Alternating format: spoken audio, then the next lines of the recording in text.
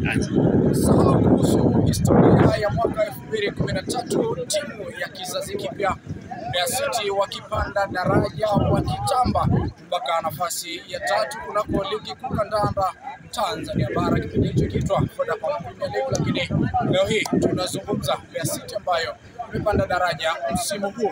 Ni Young Africa, timu ya wananchi, kikosi cha dhahabu. Hawa ni mabingwa mara 30 ligi kuu kandanda NBC Tanzania bara, wakifanyia ukoroni ligi hii, wakitawala vilivyo, wakiwapa mateso na manyanyaso wale wote ambao wanawasogelea Songwe Airport, ambapo muda si mrefu Young Africa, timu ya wananchi, itawasili hapa. Na ukitizama ni mashabiki ambao wamekuja kuilaki timu yao, kuhakikisha kwamba inapofika popote pale ni kama nyumbani. Mimi ni Atanas Kapina na hizi ni ripoti za Bwigane TV kutoka jijini Mbeya. Tutakuwa nami mwanzo mpaka tamati. Endelea kuungana nami popote pale. Usiache kusubscribe, like, kushare na kucomment maudhui mbalimbali ambayo tunayachapisha kunako kurasa zetu za mitandao ya kijamii. Hii ni Young Africa, Yanga ambayo